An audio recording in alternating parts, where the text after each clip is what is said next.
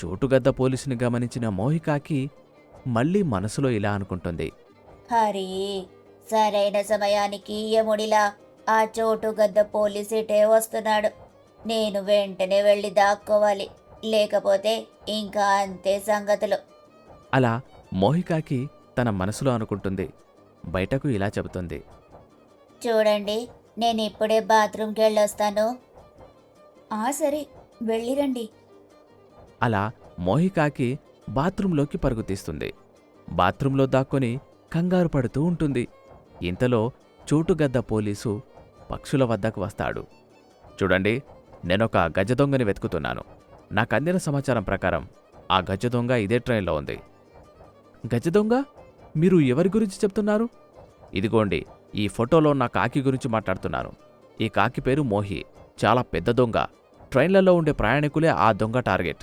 ఎంతోమంది అమూల్యమైన వస్తువులను దొంగిలించి తప్పించుకొని తిరుగుతోంది. చోటుగద్ద పోలీసు చూపించిన మోహికాకి ఫోటోని చూసిన వెంటనే పక్షులన్నీ ఆశ్చర్యపోతాయి. ఇప్పటివరకు తమతో కూర్చున్నది గజ